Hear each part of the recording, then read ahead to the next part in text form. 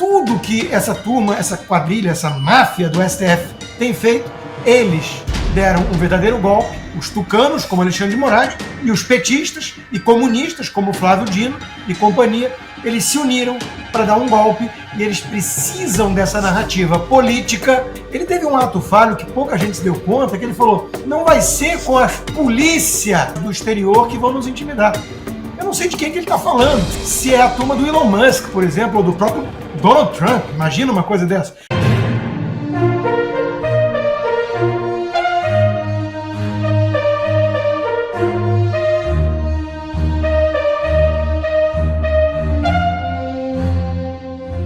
Manifestantes do 8 do 1 estão detidas nos Estados Unidos por tentativa de imigração ilegal. É isso mesmo. Os Estados Unidos detiveram 4 mulheres brasileiras foragidas em razão dos atos do 8 de janeiro de 2023, depois de tentarem cruzar ilegalmente a fronteira do país. A Polícia de Imigração e Alfândega dos Estados Unidos confirmou que o patrulhamento de fronteira realizou as detenções e iniciou o processo de expulsão acelerada das detidas. E ministros do STF são flagrados em lugar inusitado. Isso mesmo, os ministros do Supremo Tribunal Federal Alexandre de Moraes e Flávio Dino foram flagrados em clima de descontração na Neoquímica Arena enquanto acompanhavam um empate entre Corinthians e Palmeiras, que garantiu ao clube alvinegro o título do Campeonato Paulista de 2025. Enquanto isso, sem perceber, Barroso confessa tudo. Isso mesmo. Durante uma palestra na Universidade do Estado do Rio de Janeiro, o ministro Luiz Roberto Barroso do Supremo indicou que seria desejável que o julgamento do ex-presidente Bolsonaro ocorra ainda em 2025. Segundo Barroso, essa antecipação buscaria evitar possíveis influências no calendário eleitoral de 26, quando ocorrerão novas eleições presidenciais. Tudo leva a crer que Bolsonaro será absurdamente preso. Segundo o próprio ex-presidente, usarão a justiça como arma para definir o resultado das eleições antes mesmo do povo votar. E Moraes fica encurralado. Se arquiva a vacina, fragiliza a delação de Mauro Cid. Isso mesmo. Eduardo Bolsonaro soltou o verbo. Segundo ele, após o arquivamento da investigação sobre vacina, fica difícil a narrativa do golpe contra Jair Bolsonaro continuar de pé. E por que prejudica? Por que dificulta você condenar o Bolsonaro se o caso das vacinas está arquivado? É porque tudo começou com o cartão de vacina. Foi com essa desculpa que o Alexandre de Moraes mandou a Polícia Federal na casa do Cid, pegou o celular, pegou tudo e passou a fazer aquilo que é conhecido como Fishing Expedition, ou seja, a pesca seletiva. Ele começou a selecionar três daqui e acolá, aí foi, pim, puxou presente da Arábia Saudita. Essa presente da Arábia Saudita também fica ruim de colocar adiante, porque o TCU já falou, olha, se o Lula tem um relógio, por que o Jair Bolsonaro também não pode ter? E até hoje o Lula usa o relógio de luxo dele, O Bolsonaro usa o G-Shock. Mas, nesse caso, já era. O caso da vacina também, muito difícil de colocar adiante, já era. E aí, então, eles estão colocando todas as fichas nessa questão do tal do golpe. E aí também, você arquiva a vacina, você fragiliza a delação do Cid, que é o que sustenta todo esse circo, do golpe da Snelândia. Deus queira, a gente chegará a fazer justiça. A parte do direito, a gente tem trazido todo domingo aqui um especialista do gabarito do professor Marcelo, Então deixa esse desafio para ele, explicar o que está acontecendo com o direito. Como o Alexandre de Moraes não é, ou não é mais, pelo menos, um operador do direito, a menos que seja um operador totalitário do direito, como disse Maria Elvira Salazar, aquela congressista que mostrou a foto dele, e que está pedindo a lei Magnitsky contra ele aqui nos Estados Unidos, ele é um agente político, isso está muito claro. E eu vou além. Ele é um agente político preocupadíssimo com a guerra de narrativas. Ele parece que está lá no julgamento do Jair Bolsonaro e demais, agora sim, réus, avaliando a denúncia da PGR, com um olho na denúncia e o outro nas redes sociais. Ele teve um ato falho que pouca gente se deu conta, que ele falou, não nos intimidaram até agora, essas milícias digitais, e ele enche a boca, parece que joga perdigoto, cospe para falar essa palavra, as milícias digitais, que ele virou e falou assim, não vai ser com as com as milícias digitais do exterior que vão nos intimidar.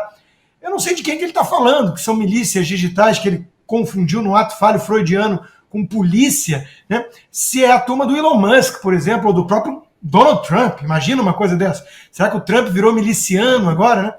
Então, tudo isso, Lacombe, não passa de narrativa. É uma guerra de narrativas. Eu li a sua coluna na Gazeta do Povo hoje, né? Não fosse a conivência, a cumplicidade da velha imprensa, jamais esses ministros do Supremo teriam chegado tão longe no arbítrio, no abuso de poder, porque eles falam para a bolha e eles ainda dão muita relevância para o que sai no Estadão, na Folha e no Globo. Tanto é que, como o Estadão é o Mr. Hyde e Dr. Jekyll, tem o dia do cravo e o dia da ferradura, até isso incomodou as críticas pontuais, aceitando a premissa falsa de que o inquérito que fez 6 anos é um inquérito que começou legítimo e blá blá blá. O Barroso se viu na obrigação de escrever um textão no Estadão para dizer assim, vocês estão sendo injustos com a gente, porque eles ligam muito para o que essa velha guarda da mídia pensa e diz sobre eles. Eles falam para essa patota, para essa bolha. Então, não fosse essa cumplicidade da imprensa, eles nunca teriam ido tão longe assim. Veja como eles ligam para a questão das narrativas. E, normalmente, como todo comunista, o que eles fazem é ligar uma metralhadora giratória diante de um espelho. Então, milícia digital, fake news, isso tudo a gente vê aonde? No STF. Tanto é que o Alexandre de Moraes deu a entender que o Donald Trump elogiou o processo eleitoral brasileiro, porque ele falou que queria biometria para identificação, que é um problema aqui nos Estados Unidos, que os democratas não querem carteira de identidade sequer, e escrevem textão para dizer como exigir identificação é racista. Eu acho que racismo é dizer que o negro não pode ter uma identidade, mas enfim. Ele espalhou uma fake news braba. Todo mundo sabe, até as pedras aqui nos Estados Unidos sabem, que o Donald Trump defende voto em cédula de papel. Ele jamais defenderia o sistema eleitoral brasileiro. Então o Alexandre de Moraes é um mentiroso. Com as milícias digitais que ele opera, que são os cúmplices do STF e a velha imprensa, ele fica espalhando mentira, numa guerra de narrativas, dando a entender que essa cena que nós vimos aí foi uma tentativa de implodir a República Brasileira com um batom numa estátua. Agora, tem um detalhe. Se é para mostrar cenas violentas de manifestações, nós temos várias outras cenas muito mais violentas promovidas pela turma da esquerda, com quebra-quebra, com depredação, com invasão e por aí vai. Eles nunca disseram que isso era uma tentativa de derrubar a democracia. Por quê? O que mudou? Por que um peso e 2 medidas? Por que esse duplo padrão? Porque, no fundo, eles deram um verdadeiro golpe junto com a turma da esquerda radical. Os tucanos, como Alexandre de Moraes, e os petistas e comunistas, como Flávio Dino e companhia, eles se uniram para dar um golpe e eles precisam dessa narrativa política para continuar perseguindo Bolsonaro e seus aliados e prendê-los, se for o caso, né, que tudo leva a crer que vai acontecer, e torná-los inelegíveis ou caçar um a um, com o pretexto que for. A bola da vez é o Marcel Van Hatten por chamar comportamento de máfia de máfia, né, ameaçando, chantageando pela imprensa, né, parlamentares, presidentes de partido, voltando para o STF com a desculpa do foro de prerrogativa com inquéritos, por exemplo, do Gilberto Kassab, né? E, aliás, essa mudança, uma vez mais, de jurisprudência se deu exatamente por conta de um casuísmo feito sob medida para poder continuar julgando o Bolsonaro no STF, que já parte de foro incompetente. Não é ali que ele devia ser julgado. Então, tudo que essa turma, essa quadrilha, essa máfia do STF tem feito é sob medida, com um discursinho absolutamente inconsistente, contraditório, hipócrita, para perseguir a direita brasileira. O resto é resto. Bom, e o Alexandre de Moraes, né, no voto dele, ele citou, ele teve a cara de pau, estamos aqui falando da disfarçatez dessa gente, ele citou um trecho de uma live do Jair Bolsonaro de julho de 2021, em que ele se referia às Forças Armadas ouvirem o chamamento do povo, e ele liga, então, esta fala numa live em julho de 2021 aos atos de 8 de janeiro de 2023, um ano e meio depois. E a gente viu que o Gonê pediu o arquivamento daquela fajutice também, daquela história de falsificação de carteira de vacinação, porque não conseguiu comprovar que houve uma ordem ou um pedido de Jair Bolsonaro para que aquilo fosse feito. Portanto, Marcelo, como não há também nenhuma prova séria de que o Jair Bolsonaro tenha comandado, ou incitado, ou estimulado aquela baderna que houve no 8 de janeiro, o princípio deveria ser o mesmo. Se não há motivo para seguir com o negócio da carteira de vacinação, também não há motivo para seguir com essa historinha do 8 de janeiro. O nexo de causalidade, né, como a gente chama, né, essa relação de causa e efeito, tem que ser provado pela promotoria. Não pode ser uma mera ilação. Nesse caso, você não tem nenhuma prova, né, de que tenha partido do Jair Bolsonaro a ordem para a realização desse ato do 8 de janeiro. E não só você não tem nenhuma prova, como o raciocínio é completamente absurdo, né, porque o sujeito estava no poder. O sujeito era presidente, Bolsonaro era presidente da República. Aí você está dizendo que ele não aceita o resultado da eleição. Ele não quer que o Lula seja presidente. Aí o que ele faz? Ele troca os comandantes da Marinha, Exército e Aeronáutica, aceita conversa com o José Múcio, ministro da Defesa, que teve a decência, inclusive, de reconhecer que esse episódio foi assim, né? Então, eu fui lá, perguntei, presidente Bolsonaro, dá para o senhor antecipar aqui e o senhor já nomeia os comandantes que o Lula quer nomear? Aí ele nomeia, imagina, você não quer que o seu adversário tome posse. Aí você nomeia os comandantes militares que o seu adversário indicou. Você antecipa a posse deles. Não, o Lula vai tomar posse 1º de janeiro, mas os 3 oficiais de 4 estrelas que ele indicou, eu já vou nomear agora para comandar Exército, Marinha e Aeronáutica. Aí você viaja para os Estados Unidos e aí depois você dá a ordem para o golpe. Primeiro você entrega o poder para o adversário, entrega o controle das Forças Armadas para o adversário, né? Vai para o exterior e agora sim, agora vamos lá, vamos dar o golpe aí, não vamos deixar. Se você quer fazer isso, você faz isso enquanto você está na presidência da República, né? Você mantém o seu general, almirante, brigadeiro, todos os seus comandantes das Forças Armadas da sua confiança, e diz, olha, não vai ter posse, não vai ter nada, eu não vou deixar o cargo, né? Ele não vai tomar posse no 1º de janeiro, não vai nomear ninguém. Isso sim seria a postura normal, né, de quem quer dar um golpe, de quem quer impedir a posse de um candidato, eu ia dizer legitimamente eleito, porque é assim que é vendida mas enfim, né? Melhor dirá a justiça eleitoral. Hoje nós vimos nas ruas o tamanho da esquerda. Pelo TSE, tá certo falar isso, legitimamente eleito pelo considerado TSE, eleito pelo TSE. Eleitoral. Isso, presidido de forma serena e isenta pelo Alexandre de Moraes, após ter sido presidido no mesmo ano por Luiz Roberto, nós derrotamos o bolsonarismo Barroso, né? Também em matéria de isenção e imparcialidade, o páreo ali é duro, né? Então, assim, não tem nada. Do ponto de vista probatório, você só tem especulações as mais frágeis, né? As menos lógicas possíveis. O cara quis dar um golpe, mas antes ele nomeou os comandantes das 3 armas que o seu adversário queria nomear, e aí ele foi para a Flórida. Quer dizer, não faz sentido nenhum, né? O fato em si, o 8 de janeiro em si, a narrativa do consórcio PT-STF não faz sentido. Tá? Pessoas foram para a rua num domingo, invadir prédios vazios, munidas de batom, Bíblia, bandeira do Brasil, para derrubar um governo que tem Exército, Marinha, Aeronáutica, Polícia Federal, Polícia Rodoviária Federal, no mínimo tem 5 órgãos fortemente armados para defendê-lo. Tá? Então você tem a primeira questão, dolo, questão fundamental na análise de qualquer processo criminal. Dolo, intenção. Tá? Se o Caio vai na casa do Tício, né? O professor de direito usa sempre Caio e Tício, né? De exemplo, esses nomes romanos. O Caio vai na casa do Tício com um revólver municiado. Tá? Isso porque dolo é a vontade, né, gente? Dolo é a sua intenção, é o que você quer.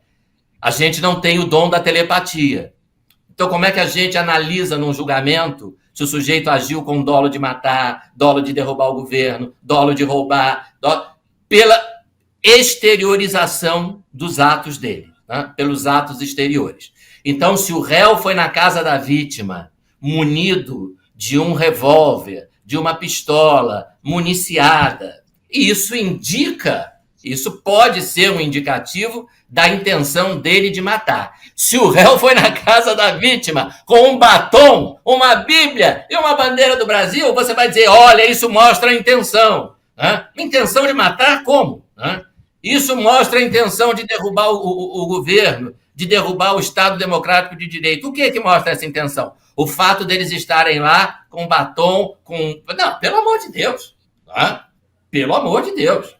É incompatível, né? Você tem que analisar de acordo com os elementos que você tem.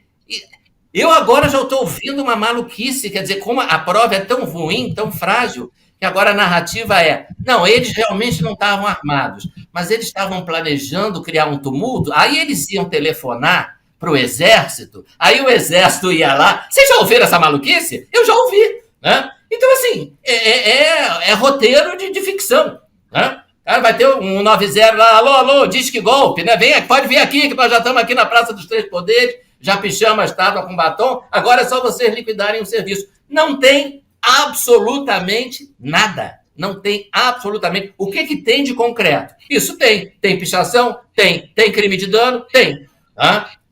Agora, o que falta mesmo nesses casos em que você tem uma prova concreta? É a individualização de condutas. Neste processo, eu digo para vocês com absoluta certeza, estão sendo condenados alguns réus que efetivamente cometeram crime de dano. Estão sendo condenados dezenas de réus que não fizeram absolutamente nada, além de se manifestar na Praça dos Três Poderes. Por quê? Porque estão sendo julgados por atacado. O que é outra violação do devido processo legal, é outro absurdo. Você não pode ir num jogo no Maracanã, tem um tumulto, morre uma pessoa e a promotoria diz, quero a condenação de todo mundo por homicídio. Mas o que eu fiz? Estava lá. O senhor estava lá no meio da multidão. Isso é um absurdo. Isso é um disparate. Isso é uma violação da ampla defesa, violação das regras mais elementares do processo penal. Então, e isso está acontecendo. Não tenham dúvida de que isso está acontecendo. Tem gente condenada por nada. Por nada. Marcelo, tem gente que nem estava na Praça dos Três Poderes, que foi presa no dia seguinte no quartel-general do Exército. A gente viu há pouco tempo, eu não me lembro agora qual dos ministros, foi o Alexandre de Moraes, negou, tinha lá um depoimento de uma testemunha, a Giovana era o nome dela. Ela falou, eu cheguei depois, o motorista do ônibus que me levou, ele pode comprovar que eu cheguei depois, eu fui presa no dia seguinte no quartel-general do Exército, eu nem estava na Praça dos Três Poderes na hora da confusão. Algo Mas o inacreditável. Clezão também não estava. O Clezão não estava. Ele comprovou que as câmeras de segurança do estabelecimento de bebidas dele as câmeras mostram que ele chegou depois que já não tinha mais bagunça, tumulto. Ele chegou quase 5 da tarde e, por curiosidade, entrou ali nos prédios para tirar foto, para fazer imagens. Os policiais vieram e falaram, olha, o senhor precisa sair daqui, nós vamos acompanhar o senhor até ali no ônibus com todos. E ele, sabendo que ele não tinha feito absolutamente nada, ele foi. Tanto que no processo dele, eu li o processo todo dele, eu conversei com o advogado dele, o doutor Ezequiel, porque eu escrevi um longo artigo na Revista Oeste há 2 semanas, porque eu queria traduzir para o inglês, foi traduzido, já espalhei aqui também. E o processo dele, até os policiais testemunharam, não teve resistência, foi super solícito. O que nós pedimos ele fez e ele disse, daqui a pouco eu estou em casa. Ele não estava nas manifestações. Ele chegou lá depois das manifestações. Isso foi comprovado por imagens. Imagens que o Flávio Dino esconde até hoje, apagou, engoliu, botou na geladeira, não sei. O Clezão mostrou as imagens do momento em que ele saiu do estabelecimento. Ele chegou lá quase 5 da tarde. E depois de 7 pedidos para que ele saísse por questões de saúde gravíssimas, a própria PGR dizendo ele precisa sair, liberdade condicional, coloque uma tornozeleira, o que o senhor quiser, mas ele precisa sair.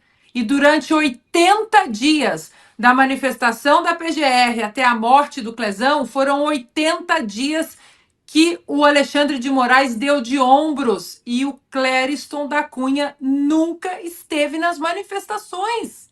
Nunca. E morreu.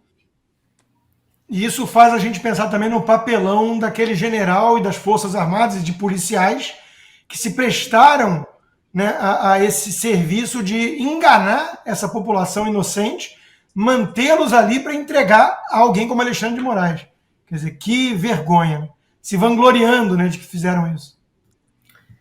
Uma outra coisa espantosa, Diga, né? Marcelo. Uma outra coisa espantosa é a prisão preventiva da Débora por 2 anos, né? Que, aliás, continua, só que agora é domiciliar. Né?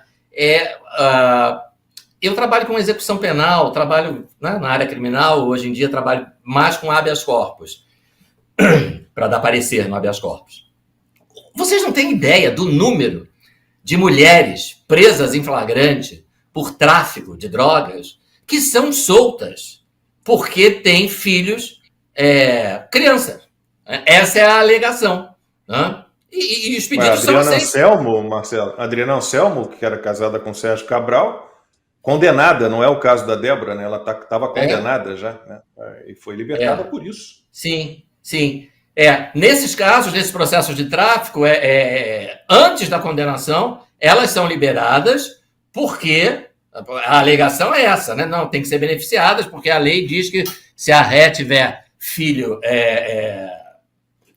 criança, menor, tem direito de responder ao processo em liberdade. E aí você, primeiro, você nega esse direito, você concede esse direito a traficantes, né?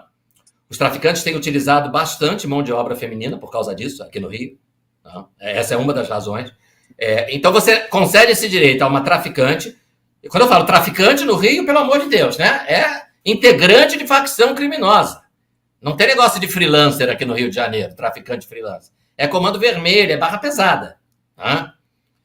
E aí você nega esse direito a uma cabeleireira sem antecedentes criminais. Né? Bom, que em última análise cometeu o crime de dano, isso forçando a barra, porque a rigor o crime dela nem de dano é de pichação. Pena de 3 meses a 1 ano, se não me falha a memória. Né? Eu nunca vi uma pessoa responder a um processo por crime de dano, muito menos de pichação, presa. Nunca vi. Você responde ao processo em liberdade, no final você é condenado a uma pena de cesta básica, de multa, de prestação de serviço à comunidade. Não é? Você aguarda o julgamento, até porque essa é uma questão muito, muito presente na justiça criminal, não é? Que a gente chama de princípio da homogeneidade. Se a sua perspectiva é ser condenado a uma pena que não é de prisão, por que você vai aguardar preso o julgamento? Não faz sentido, não bate uma coisa com a outra. Né? Você vai ficar preso aguardando um julgamento que, na pior das hipóteses, vai condenar você a uma pena de multa ou de cesta básica ou de prestação. Então, você tem que aguardar esse julgamento solto. Né? E tudo isso foi rasgado no caso da Débora. Né? Agora, já que a gente entrou no caso da Débora Lacombe, não sei como é que está aí a questão das pautas, né? O doutor Ives Gandra Martins lembrou de um outro aspecto. Uma vez que ela foi, pelo menos até aqui, o Fux pediu vista e disse que queria rever a dosimetria. Mas uma vez que ela foi condenada a 14 anos, a gente também pode trazer esse argumento que é o contrário. Eu nunca vi alguém condenado a 14 anos poder se beneficiar dessa prerrogativa. O que quer dizer o seguinte, quer dizer que é tudo político, quer dizer que sentiram a pressão. Ainda bem que ela continua presa, preventiva, com tornozeleira, domiciliar, mas está perto dos filhos, e todo o Brasil Decente comemorou isso, com toda razão. Mas mostra o grau de inconsistência e politização de tudo da caneta do Alexandre de Moraes. Quer dizer, é um negócio assim, não tem critério. Né? Ele diz que ela é perigosíssima porque, com isso aqui, escrito numa estátua, perdeu Mané, ela quase implodiu a República Brasileira. Mas ele manda lá para casa. Então, não há critério. O que quer dizer que é tudo político e quer dizer que a gente tem que triplicar a pressão, porque só funciona a pressão política contra políticos. Bom, pessoal, esse foi mais um vídeo. Eu espero que vocês tenham gostado. Se vocês gostaram, deixa o like aqui para fortalecer nosso canal. Logo eu volto trazendo mais informações da política para vocês. Um forte abraço, fiquem todos com Deus e até a próxima.